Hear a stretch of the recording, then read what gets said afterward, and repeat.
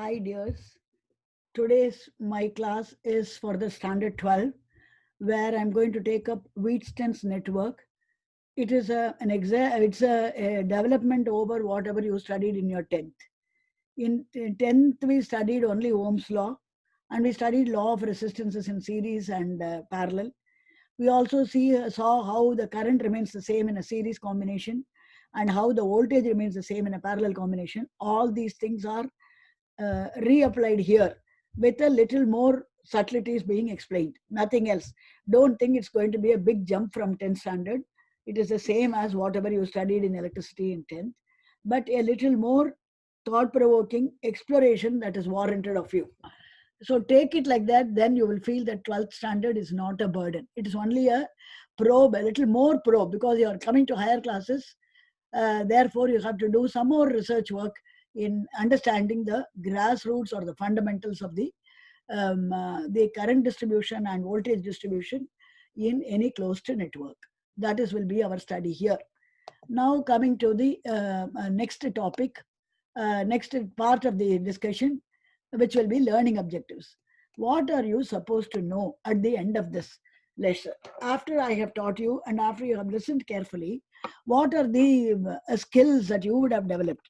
You should be able to identify which are the four terminals that go to make a diamond structure. If it is a real geometrical diamond, there no problem to isolate identify the four vertices of any four-sided figure. But not always will it be diamond structure. It may be a diamond-like structure with opposite terminals being connected to battery and other pair being connected to galvanometer. So you have to identify which is going to be a diamond shell structure restructured into ordinary loop, and where it is exactly a pronounced diamond is what you are going to make the identification of. For example, in meter bridge, we don't have a real diamond structure, but the four resistances are arranged in somewhat a diamond-like pattern. Now, the next one that you have to know is identify which every four-sided figure will have opposite terminals. Two pairs of opposite terminals. Supposing A, B, C, D is the figure named in order diamond structure. A and C will be one pair of opposite terminals. B and D will be another pair of opposite terminals. So you have to identify which pair is connected to battery or the voltage source and which pair is connected to the galvanometer, which is coming in the next point. And you have to identify which are the resistances.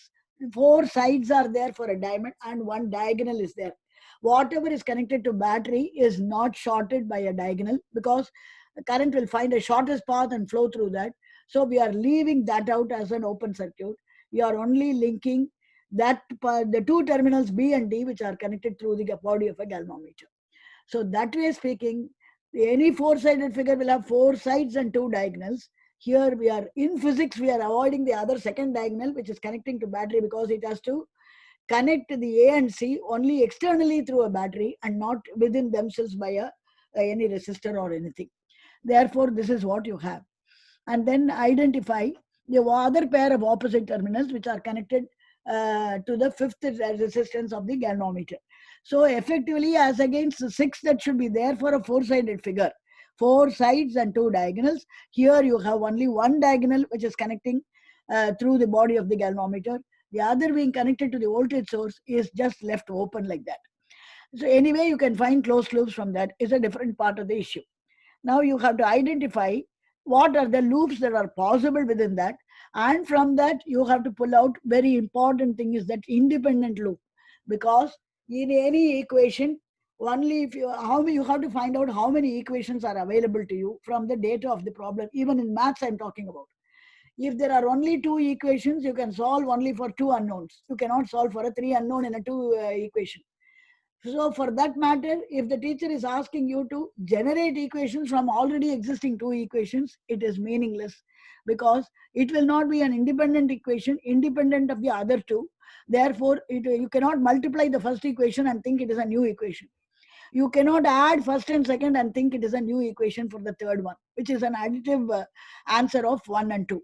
Those things are not deemed to be independent. Independent means it has to be separately standing on its own with informations about A, B, and C. Likewise, you have in this diamond network, you can have along with the battery, you can pull out three independent loops. total number will be 5 loops, and in that 5 only 3 will be independent of the other 2. That's what you have to other resistances. Then apply Kirchhoff's junction rule for the 4 junctions. A is one, B is another, C is another, and D is another. So you have to find out what are the currents. You assume them one to be I1 and then the other to be I2 and through the galvanometer to be IG. The rest of the currents you can write using Kirchhoff's law and explain as I have, and write down as I am going to explain. Then you have the formulate the 3 equations. You have to make 3 equations out of the 3 independent loops by applying Kirchhoff's voltage rule in terms of the current and resistance, because product of current and resistance will be the voltage. So you can apply Kirchhoff's voltage law and then apply for the 5 branches, which are P, Q, R, S, and G. You can find that. You can derive a relation between P, Q, R, and S under one condition. P, Q, R, and S conform themselves to a neat formula or a neat relation between interrelation between each other if you assume current through the galvanometer is 0. Why is the sanctity of current being in the galvanometer being 0?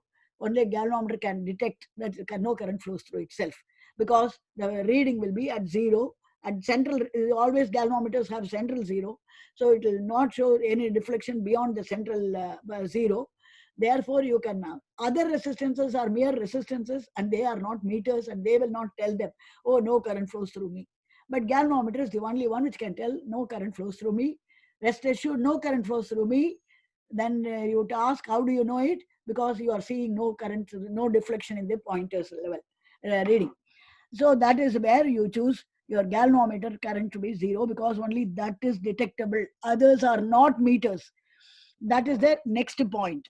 You assume galvanometer's resistance to be 0 and find out what are the relation between P, Q, R, and S. And use the relation between the 4 resistances P, Q, R, and S. And after having arrived at a relation between P, Q, R, and S, any 3 being given in any problem where IG is pronounced to be 0, you can find out the 4th resistance. Usually the S is supposed to be the 4th resistance, which is just coil of wire, not a resistance box. P, Q, R are tunable. They can be adjusted to any value. S may be a wire which Q cannot tune. It's a fixed resistance. So knowing adjusting the values of P, Q, R suitably to get no deflection in the galvanometer, which implies there is current through the galvanometer 0, you can find out the 4th resistance using the relation for a balanced Wheatstone's bit. So use the relation for 4 resistances of the balanced network. Why do you say it is balanced network? Because current through the galvanometer is 0. And then you can solve for whichever is unknown. More often than not, S will be the unknown. P, Q, R will be coming from a resistance box which can be tuned to your what suitable value as required. Next, coming to the next part where I'm going to introduce the diamond structure and the circuit. Look at this. I will just run through this. A to B is one arm of the diamond. B to C is another arm. C to D is third arm. A to D is the fourth arm.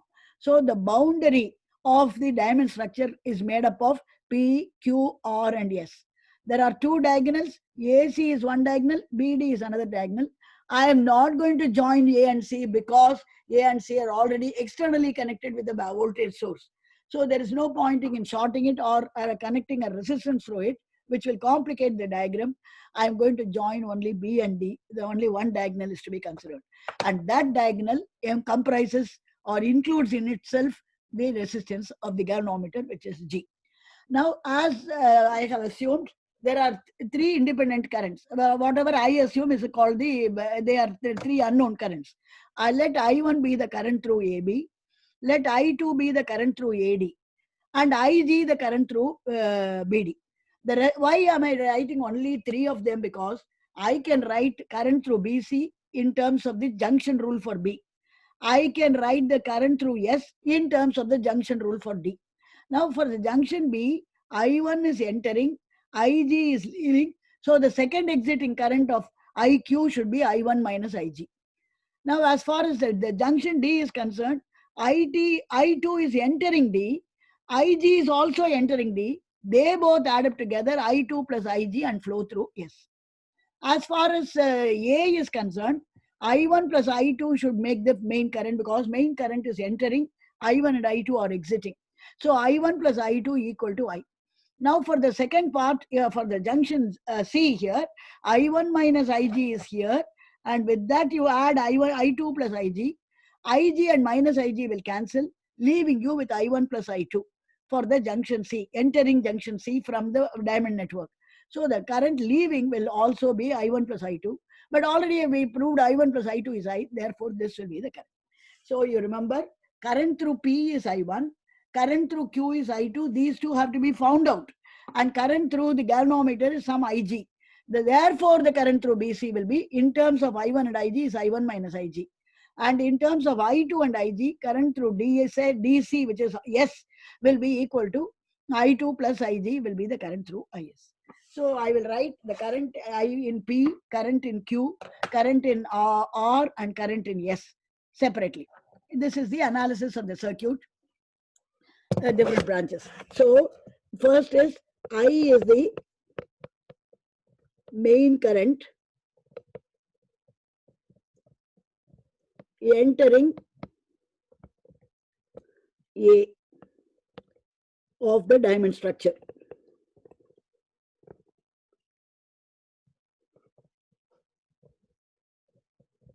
Next, our assumption is let I1 be the current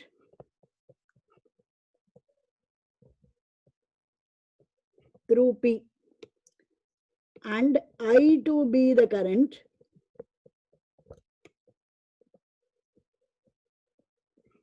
through R, the one below it, and let IG be the current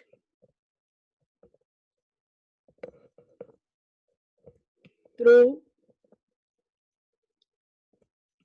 galvanometer. Therefore, you have like this. So I1 is the current through P, I2 is the current through R, and IG is the current through this. You can see, appreciate that current in IB flows from A to B. The current through R flows from A to D. I am assuming that because of some regulation here, current through BD is flowing from B to D. Probably because B is at a higher potential and D is at a lower potential, therefore current is flowing from B to D. Now, this is what you should know.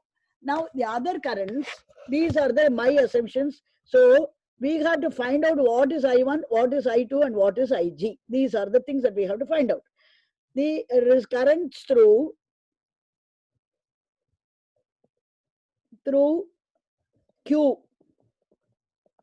Q and S can be found using the Kirchhoff's junction rule. JR will be Kirchhoff's junction rule. I'll write it in capital. Kirchhoff's junction rule for B and D, the two opposite terminals that are connecting the galvanometer. So that way speaking, I1 plus I1 is equal to IG plus IQ. So IQ will be equal to I1 minus IG. And now for the currents entering D, you can appreciate that I2 is entering, IG is also entering. So I2 plus IG only will flow as IS. So current through S will be equal to I2 plus IG. Now for the junction C, opposite to A, which is connected to the negative of the battery, the entering currents are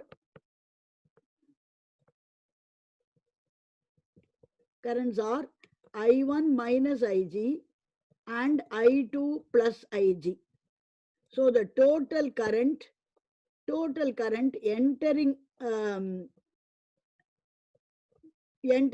C will be equal to I1 minus IG plus I2 plus IG.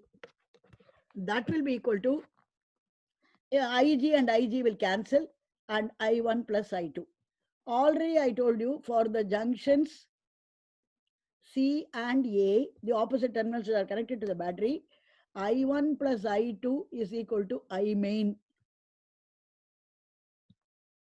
And therefore, a current entering A is equal to current exiting C. Therefore, I1 plus I2 equal to I main. So wherever you have I1 plus I2, you can probably take it as I main if need be. Now, for the two loop, this is what is the main thing. So the first, this is only the analysis of the currents and writing the currents through different branches. So currents through AB is assumed to be I1, which is my question mark. I have to find that out by using the sum relation. And IG is as my assumption, current through the galvanometer, which also has to be found out. I2 is the current through R, which also has to be found out. So the three questions marks are on current are there. Now, current through BC is not a new current. It is only I1 minus IG. Current through S is not a new current. It is only I2 plus IG according to Kirchhoff's junction rule. And both of them enter at the two currents come as entry current at A as I and exit current at C as I. The entry current is from positive of the battery as ever, and entering current, the exiting current out of C will enter the negative terminal and close the circuit. So the main current is I, through P is I1, through R is I2, through galvanometer is IG, through BC is I1 minus IG, and through DC is I2 plus IG. Bearing this in mind, we can formulate the voltage rule for the closed loops. That will be our next study in the subsequent pages. Now coming to this one second. Coming to the introduction, identifying the closed loops. Now we have to pass on to, we have already settled on the current values, how they are going to be distributed. We have got assumption for three currents, I1, I2 and IG. That's all. Once I1 and I2 are known, I main gets known because I1 plus I2 is only I main. So the fourth current is becoming known. And once I1 and IG are known, I1 minus IG is what is flowing through Q. That also becomes known. And I2 and IG being known, I2 plus IG is also known. So effectively, there are only three unknowns of 1, 2, 3, 4, 5, and 1 main 6 currents. Of the total 6 currents, only 3 need to be known by us by some solving of the problem and putting the condition. What are the possible closed loops? It has to start, travel through in the path of any path of your choice, but finally end at the time in the loop should be a closed loop. And there are actually 5 loops, like a maze question. Number 1 is A, B, D, A is one loop. Then B, C, D, B is another loop, closed loop. You have to start from the one point and end at that point, only then you will know that it's a closed loop. And the diamond structure itself is a closed loop. A to B, B to C, C to D, and D to A, that is another closed loop. So within the diamond itself, you are able to pull out 3 loops, just 3 loops, that's all. And then apart from that, comprising of the, including the battery, you have A, D, C, L, M, then A. That includes R and S and also the EMF of the battery. Or that is the fourth loop. And then A to B, A, B, C, L, M, A will be the next loop, which is including P, Q, and EMF of the source. So effectively, there are 5 loops, no doubt, but those 5 loops always contain one more loop inside them. Therefore, they cannot be deemed as independent loops. I'll explain why it is so. When you add these two triangles, ABDB and BCDB, you will get the entire diamond structure, ABCD, for the four-sided figure. Therefore, they're taking 3 is redundant. It's a waste of time and waste of energy and waste of the exploration. Either you can take ABDA and BCDB, or you can take any one triangle ABDA and the big rhombus diamond here, ABCDA, or you can consider BCDB and ABCDA. So there are either the 2 triangles or one triangle and diamond, or the other triangle and diamond will alone be independent 2 loops out of the 3 possible. 3 are possible according to some mathematical equation, but physics says that only 2 are independent of the others. Therefore, you have, from the diamond structure, you have got only 2. Now, with the 3 loops, whether it is triangle and triangle, or triangle and diamond, or the other triangle and diamond, they do not include the voltage of the source. So for some situations, you need not know any information about the voltage of this, provided you know that this is a balanced network. Now, apart from this, you have to pull out to the third equation. If it is necessary that you should know the Ig also, and Ig is not zero.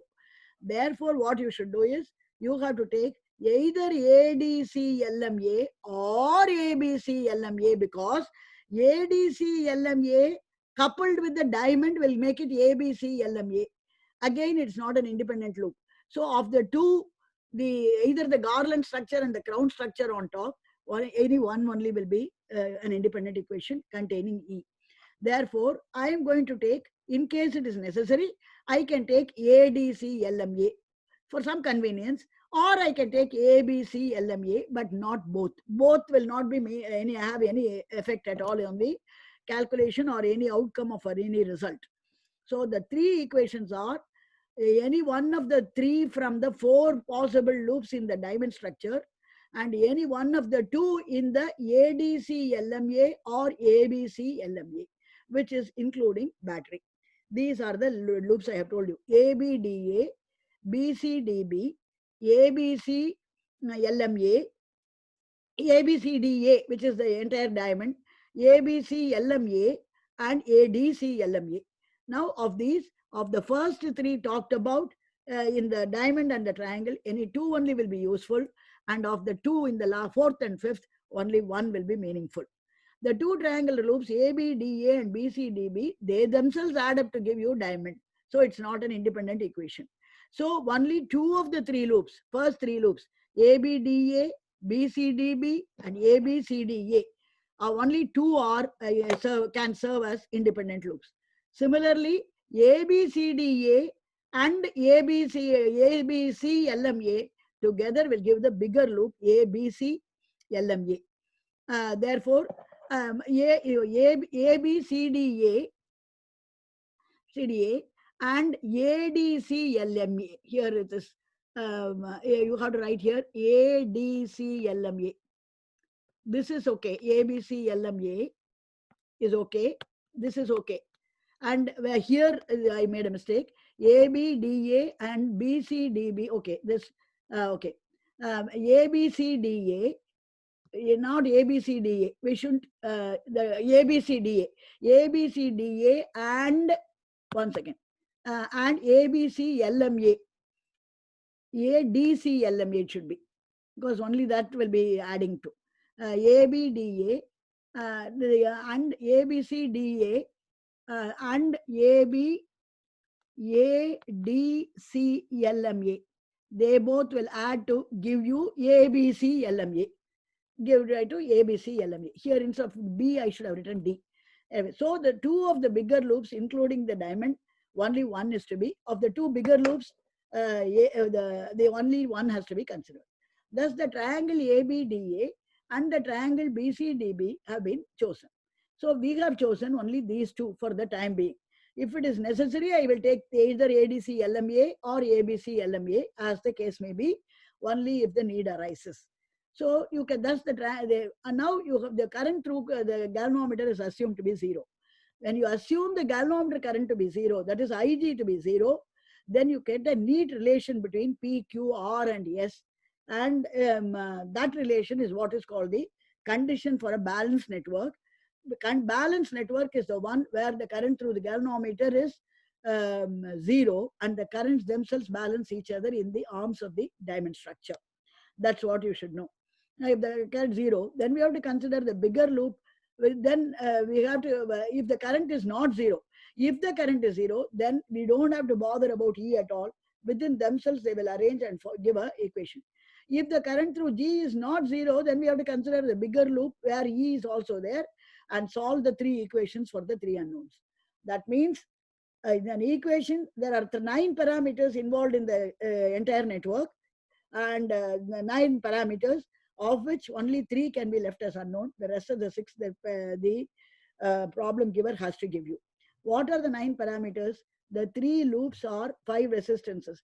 relating to the three loops are 5 resistances P, Q, R, S, and G. We are neglecting internal resistance of the battery, assuming that it is 0. And there are 3 currents which you have assumed: I1, I2, Ig. If you know I1, I2, and Ig, already you know I, because I is I1 plus I2. And already you know I1 minus Ig, and already you know I2 plus Ig. So these are the 3 really mandatorily unknown currents. And so there are 5 resistances, 3 currents like this. And so 5 and 3 will make it 8. And one EMF of the source E is 9th parameter. So of the 9 parameters, P, Q, R, S, and G, and the 3 currents I1, I2, Ig, any 6 being given, you can formulate for 3 independent loops 3 equations and solve them for finding the unknown parameter. Now coming to the condition for balance. Now I'll tell you, current through P is equal to I1. I'm just recalling. And then current through G is equal to Ig. And current through R is equal to I2. Current through Q is equal to I1 minus Ig. And current through S is equal to I1, I2 plus Ig. These are the things that you should actually remember and recall from the figure.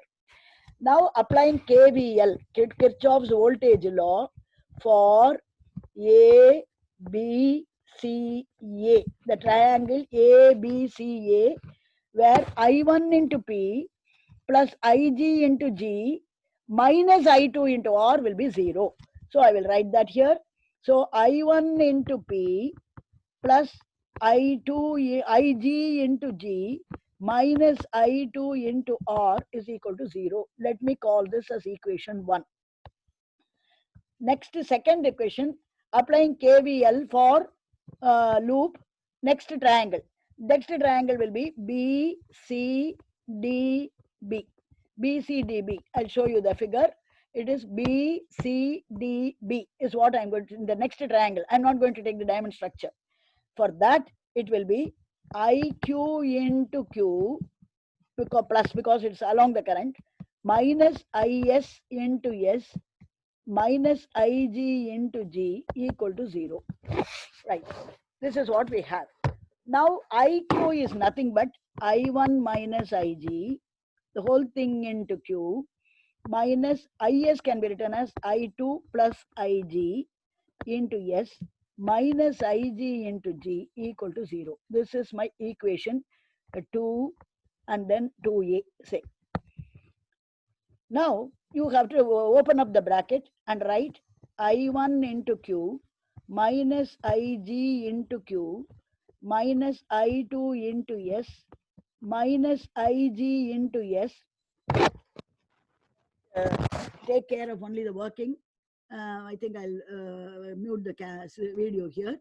And that minus I1 into Q minus Ig into Q minus I2 into S minus Ig into S minus Ig into G equal to 0. This will be 2b after opening the brackets individual terms. Now you can connect, this is the thing. So now you connect I1 into Q. Now you Ig into G alone, you leave it. The rest of the Igs, you take minus I2 into S. I1 and I2 we have separated out. Then take Ig as common. Minus Ig into Q plus S. Don't include this. They take it as minus Ig into G as a separate term. For some reason, I'm going to tell you. This is my second equation. So this is what you have. Rewriting the first equation here, I1 into P plus Ig into G. I will write below the same like terms. And then minus I2, minus I2 into R. So minus I2 into R. And there is nothing. There are only 3 terms here, right? And then these are the 3 terms. Now you add 2c and 1. You equation 2c plus 1. What will you get? I1 is common in both of these. So it will be I1 into P plus Q. And minus I2 is common in both of these. Will be minus I2 into R plus S. and then this Ig into G and minus Ig into G will cancel. Minus Ig into G plus S is equal to 0, because both are individually 0, and this is also 0. Both the added together, 0 plus 0 is, this is 2C and this is 1. Though both the added together, we will get answer as 0. This is what you are getting here. Now, for if P, Q, or S are so tuned or regulated so that Ig equal to 0, then the last term becomes redundant. No matter what is caught inside the bracket, G plus S is irrelevant to her, the entire term will become 0.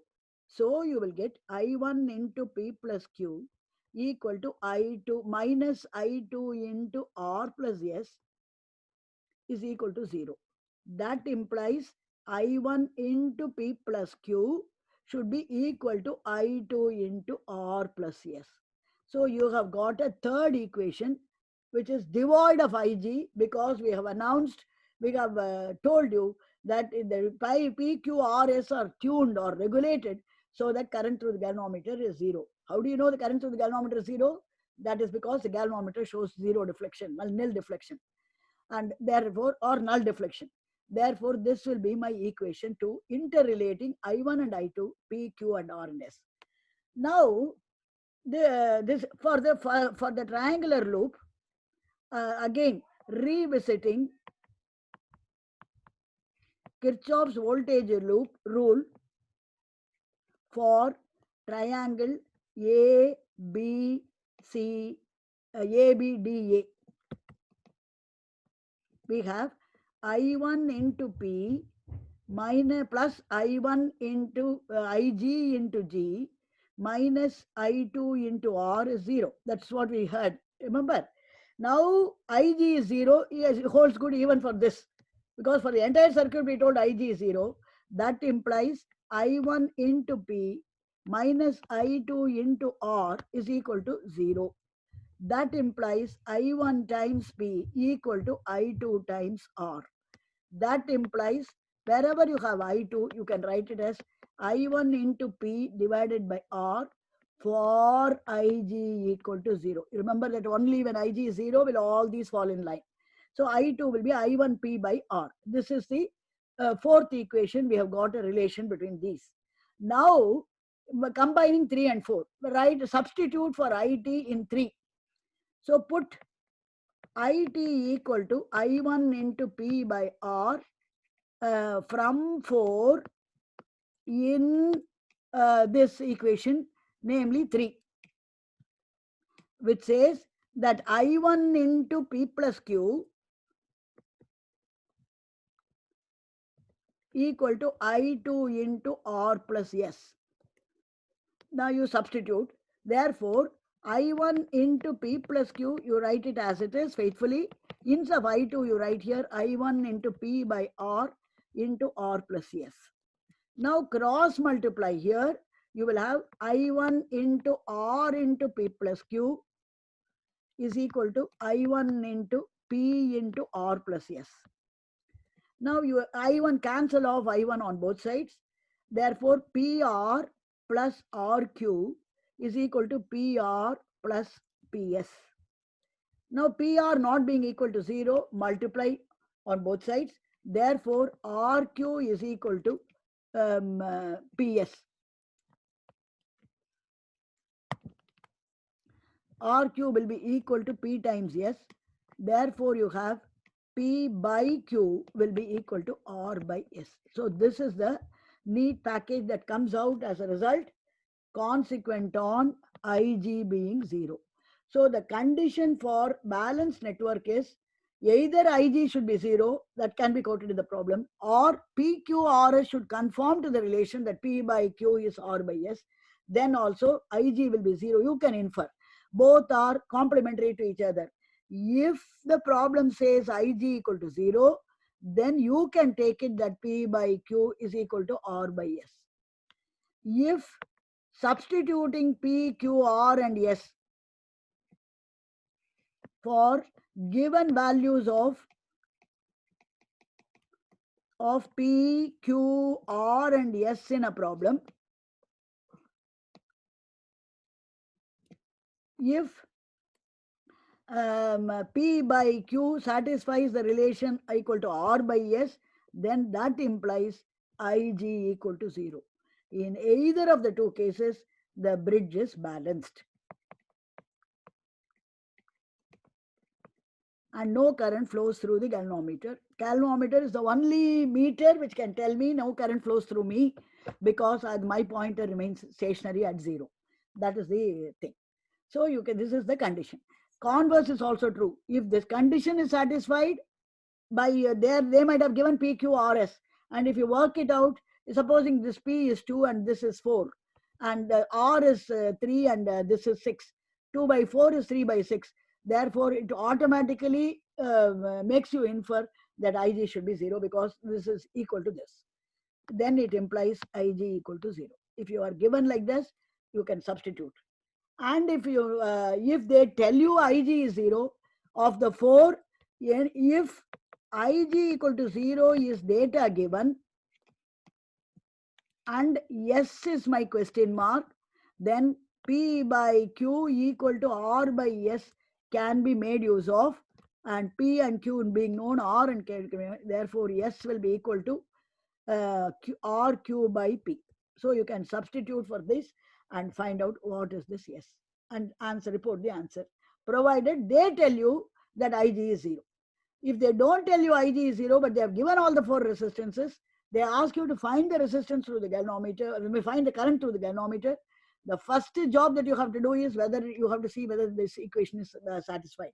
If the equation is not satisfied, then you go about choosing for the EMF also and forming 2 equations and breaking your head on that. If by simple arithmetic you find that P by Q equal to R by S, automatically you can tell them that Ig will be 0. That's what you say. And one more thing, if Ig is equal to 0, this I1 that flows through P is also I1 that flows through Q. Because there is nobody to share it, so entire I1 100% will flow through this. And I2 that flows through R will entirely flow through I2 as I2 through S. This is what I am telling. So the entire diamond network will be nothing but P series Q and the whole combination being parallel to R series S. Therefore, it will be P plus Q being parallel to R plus S. And for parallel resistances, you should have known in your 10th standard. If not, you remember that if there are 2 parallel resistances, R1 and R2, then the effective resistance of the parallel combination will be sum of the product of the 2 by sum of the 2. R1, R2 by R1 plus R2. So here, the product of this will be P plus Q times R plus S. That divided by P plus Q plus R plus S. This will be the resistance of the diamond structure when Ig equal to 0. When Ig equal to 0, this will be the resistance. Sometimes they may ask you what is the resistance of the diamond network. Then in that case, you have to make use of the numerical values given for P, Q, R and S and then substitute and then get the value. For Ig equal to 0 only, this condition is valid. This is what you should know. I think I have made myself clear for the working of the condition for the Wheatstone's bridge, right?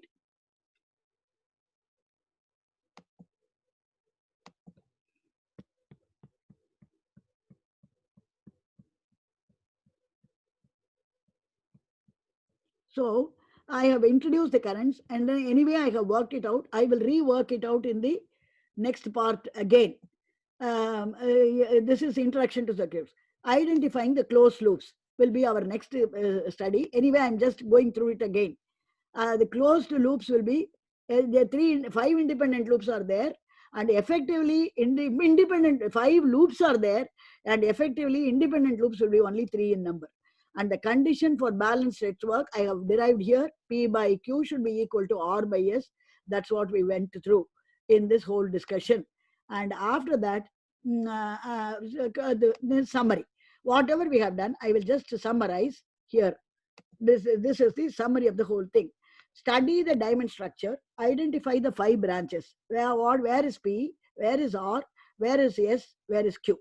Use the 4 junction rule for the 4 junctions A, B, C, D, and A, B, C, and D.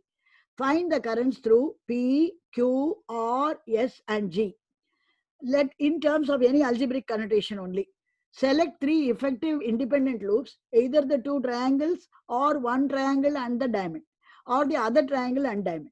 And then of the 2 big loops, including a battery, both should not be taken, either this one or lower one or the upper one. And then likewise you formulate, taking 3 loops. Formulate 3 equations out of the 3 loops using Kirchhoff's voltage rule. Modify the 3 equations. They will simplify to a early simplified form if you assume Ig is 0, because that part will go away. Obtain the condition for balanced bridge relating P, Q, R, and S, which is P by Q is R by S. That's what I did. When Ig is equal to 0, P by Q equal to R by S. One thing, I don't know whether you might have caught it in your school classes. When Ig equal to 0, P by Q will be R by S, regardless of the EMF. They may sometimes ask you P, Q, R, and S, where this values. What will happen if I change the 12 volts battery, 6 volts battery to 12 volts battery? Even if it becomes more than that, doesn't matter. Current through the galvanometer will still be 0, so long as this condition is satisfied. This condition is independent of the EMF of the battery. This condition is independent of the choice of the galvanometer.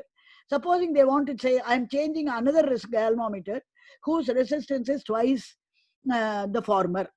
Then they will ask you, will still the current through the galvanometer be 0? Your answer should be categorically yes. If P by Q is R by S ever, no matter what EMF is replacing the first one, no matter what galvanometer is replacing the first one, current through the galvanometer will be 0. This is very, very important thing. Don't think it is applicable only for this particular situation. Students, if they are not very strong in concept, tend to think that if the problem giver says just to test your IQ, sometimes they may ask some tricky questions in your CBSE board pattern. Much more you have to apply in your IIT and elsewhere. If double the EMF is introduced, but the resistances remain the same, the galvanometer current will be still 0, is one choice. Galvanometer current now will become double the current because EMF is twice now. And then the galvanometer may reduce to half, will be the another answer. Third one will be, it cannot be predicted unless the galvanometer's resistance is known. Those are idiotic, silly answers. Because so long as this condition is satisfied, regardless of that, Ig will be 0, no matter what EMF of the battery, and no matter what will be the value of G. Even if you change the galvanometer, so long as these 4 have not been tampered with, still the galvanometer will show null deflection. This is what you should know. So you have to understand how the externally regulated parameters, how they will have impact on the result of the final outcome. The final outcome Ig is 0 if this condition is satisfied, as clear as that. That itself shows it does not depend on E. That itself shows it does not depend on G. That's what you should know. Then scope for further explorations. In case bridge is not balanced, there you have a headache. And current through the galvanometer is not 0. That means the bridge is not balanced. Then you have to formulate, you will have 3 unknown informations. Ig is also an unknown. Ig also you have to find out. So you have to find out, even granting that they have given all the resistances, granting all the resistances P, Q, R, S, and G they have given. That is not enough, because you have to have 3 unknowns. 3 unknowns are there because Ig is not collapsing to 0 because the bridge is not balanced. So there will be 3 unknowns, and there are 9 parameters all told, independent parameters. What are the 9 independent parameters? The 3 currents I assumed, I1, I2, and I, right? And I'll just turn the video on so that you can see me. So we assumed only I1, I2, and I. That's one thing. And these are the things. I1, I2, Ig are the things. That means they should have given what are 3 currents which you have assumed, and then the 5 resistances. P is 1, Q is 1, R is 1, S is 1, G is 1. Now you need to know the resistance of the galvanometer when it is not balanced. When it is balanced, beyond debate, any galvanometer will show that. That because the condition P by Q equal to R by S is satisfied. Now, when it is not balanced, it means you have to know G. When it is not balanced, you should have to know E also, because all others will be functions of the P, Q, R, and S, and G, and as well as E. This is what you should know. So, in that situation, non-balanced, unbalanced Wheatstone's work implies that the entire network and the current distribution depends on G and E. If it is a balanced network, then does not depend on these. This is what you should know. In case the bridge is not balanced and current through G is not zero, use the three formulated equations and solve for the parameters. In such a situation, first ensure if 6 of the 9 parameters are given in the data, because only 3 independent equation loops are possible. So the the independent parameters are the 3 currents which you have assumed, I1, I2, and IG. And I1 plus I2 is I. That is an automatic corollary from I1 and I2. So don't include them as parameter that is to be found out. Then 3 paracurrents. 3 currents are 3 out of the 6 currents inside the diamond network. And 5 resistors are there. And there is one main current also. And the value of 5 resistances P, Q, R, S. Right. And EMF of the battery, 1. So say 3 currents, 3 out of the 6, and the 3 of the out of the 6, and then 5 resistances, 3 plus 5, 8, and 1 EMF is 1, 9. Of the 9, only 3 can be left as unknown. The rest of the 6, they have to give information about EMF and the galvanometer resistance. Everything has to be given. So in case they have forgotten to give the resistance of the galvanometer, and you find that the Wheatstone's bridge is not balanced, then you have to immediately ascertain that the problem is not solvable because enough data has not been given. Insufficient data, because they have not given 6 parameters, they have given only 5. So even if you just write the question number, you will get the full marks. Why I am telling this is, there are cases where in the board papers also have been somewhat faulty. So the children have struggled with that, and for more than 1 hour, and then wasted their time and come out of the hall leaving out 3 or 4 questions. That time, then the next day, it announces in paper that there was one small mistake, data was not enough in the problem. So all children are getting 3 marks, bonus marks. Everybody is getting benefit of doubt. So we are giving. My question is, they might give 3 marks. How will they compensate for so many questions you left and came? So the greater responsibility lies on the paper setters. So you have to be careful. You have to, if a student is vigilant, then he can escape. He will himself see, analyze in a situation that I have told.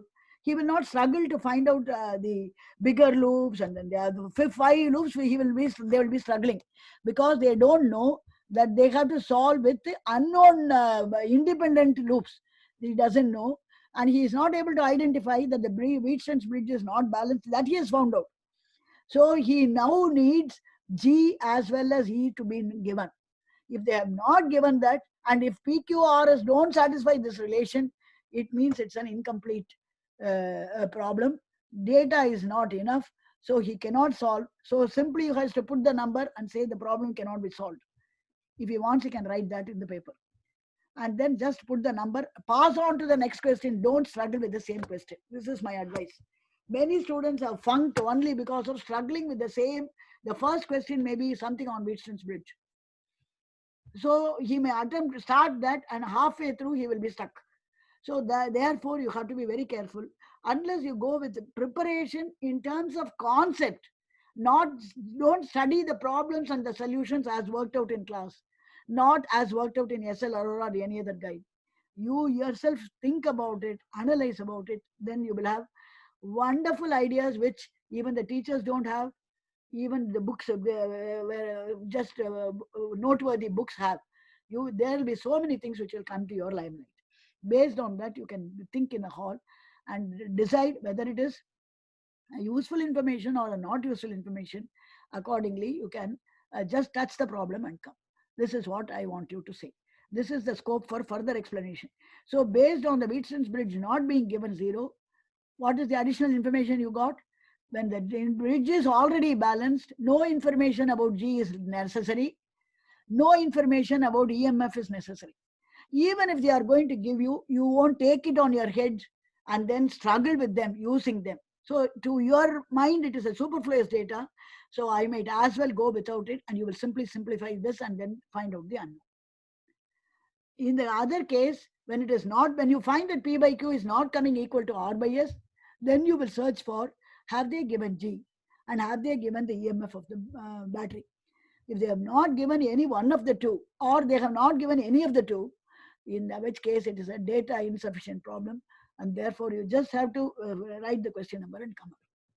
And there are further explorations possible by way of potentiometer, by way of meter bridge, and other things to follow in our sessions.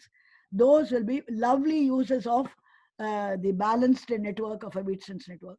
But it is not exactly coming like a diamond or a rhombus shape, but it may be similar to rhombus in the behavior as far as the current distribution is concerned.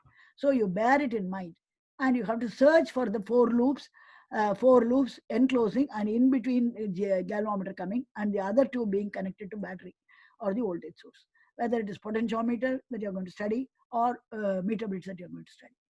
So this gives a stepping, it acts as a stepping stone for further complex physics to follow. Hope I have made myself clear. Thanking you very much.